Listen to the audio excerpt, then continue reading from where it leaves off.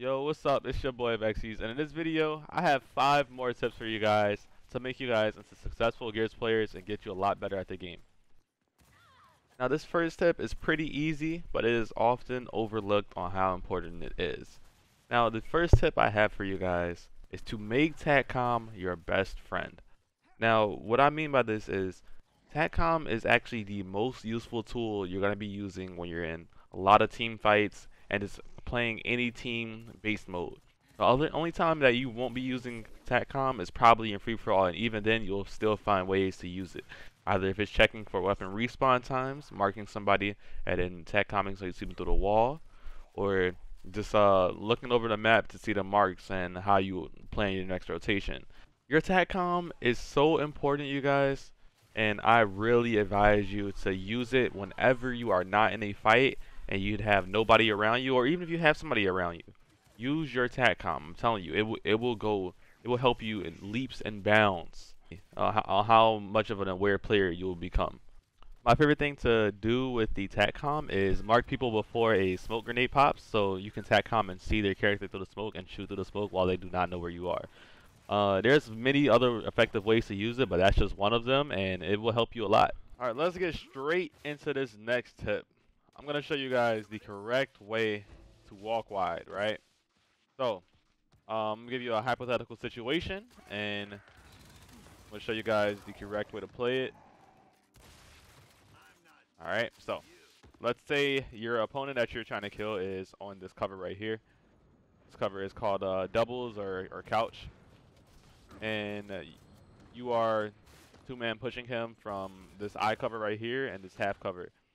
Alright, so your personal eye can move up to this point in front of him, but he would hold. Your person right here will go wide. Now there's 2 different ways. I'm gonna break the hill so this bot can stop tracing. Alright, now there's 2 ways to play this. You can either double wide with your teammate and walk. You probably don't want to bounce just so you won't risk misrolling. If you can not press your A button and like in number advantages, you'll probably be better off, unless you need to, obviously. So if you can double walk wide, or you can have your teammate walk wide, and then you hold this and do not up A, because if you up A good player, what they will do is they'll play this cover, they'll back bounce to make you think that they're gonna run away. It bait you to up A and then just come right back and just up A you, and you're just out of the game.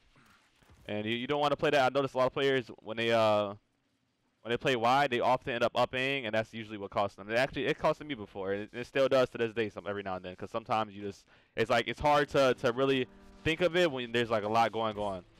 So if you can remember this as much as you can, definitely do that. And also remember, you don't have to take every single number advantage with a shotgun. If you have the ability to play a number advantage with a Lancer without getting flanked or without getting chunked, then you should definitely play it like that. Just always play for those angles. You know. So simply put, one person go wide, one person hold it sharp, don't up A, don't get to chunk range, and that's basically it on how you play wide.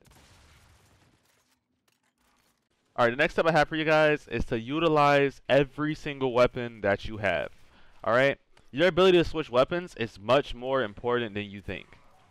Okay, if you can control your ability like to change weapons like in different ranges, if you could do like a mid-range, use your pistol and know when to change to your shotgun, long range, Lancer, while chasing, move it up, use your shotgun again. You know what I mean? You will be a much better player because you'll control all the damage in a fight. You'll have initial damage in gunfights because you'll enter them with crossing it first, and then you'll take them with the shotgun unless you need to use a shotgun only.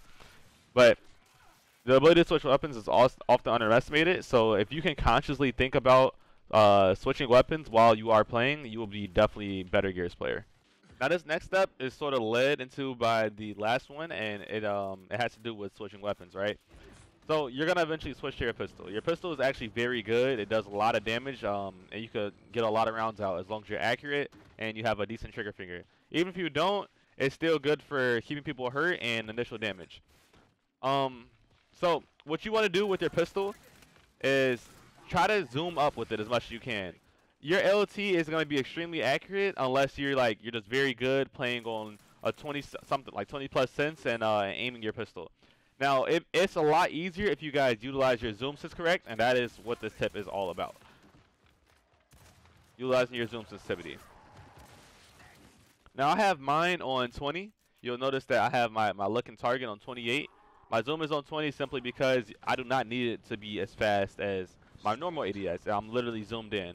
Think of it as if like you're using a sniper in any other game, and the zoom is always slower than how your actual sensitivity is. So use a slower zoom, you'll be a lot more accurate with your ball talk, Marksa, M-bar, etc. Anything that you use that has a zoom, you'll be a lot more accurate with it, and it'll just help you in the long run. Now, this last tip for you guys is the biggest one I have, is the biggest piece of advice I can give you. Everything you do in this game, make it as methodical as possible.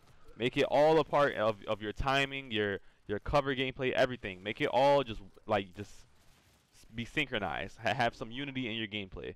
And what this means is hold your shots. You know what I mean? Time your bounces. Don't just spam your bounce because you will never be consistent. You can't. The only reason you're not consistent and if you're moving a lot is because you can't replicate it all the times, and that's just how it is. You're doing random movements and you're getting rewarded for it sometimes. And yes, it's gonna work sometimes, but it's not the consistent way to play the game. All right?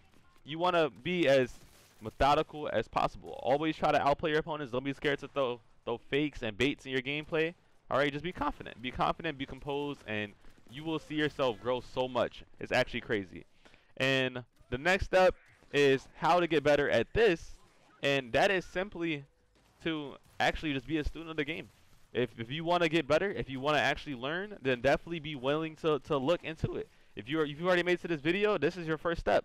This is your first step, and I'm glad you guys have made it this far already. So the next thing from here is to go watch videos of players that you like, players that you think you implement their play style, or just take things away from it, because you take something away from every single player there is. I promise you that. I've done it myself with teammates, with people that weren't even competitive players before. Honestly, there's always something you can learn. Just always keep an open mind, and I feel like that is also the biggest advice I can give you in playing Gears of War. A lot of you guys get frustrated when you play, and you either lose composure and you start acting like different, and then you have a clouded mindset, clouded judgment, so you can't play as well, or you literally just are doing random things and it's working for you every now and then, so you think it's okay. Or you're trying to force moves that you see other players doing, but you're doing them at the wrong times, and you're seeing them work every now and then, and you think that's okay as well. And you have to just learn the timing for everything. This game it's changed from being about a lot of positioning and holding down ground to timing. You know, the better you are at like knowing when to do certain movements, knowing when to hold your shot, knowing how long to hold your shot, that is going to be what makes you a great Gears player, and that's the difference between good and great.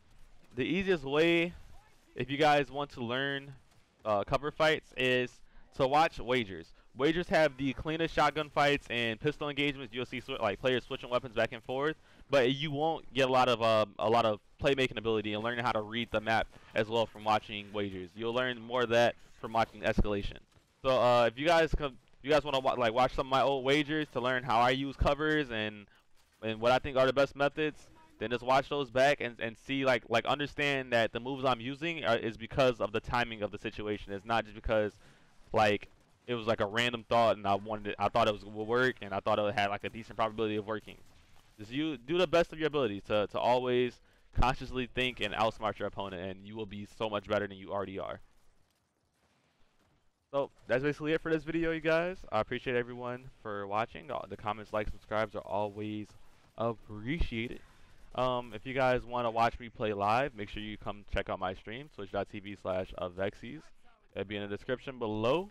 Show some love. I appreciate all of you guys once again. I'll be dropping more of these tips videos and advice. If you guys have any questions, make sure you leave a comment below as well. Peace out, you guys, and I will see you in the next one.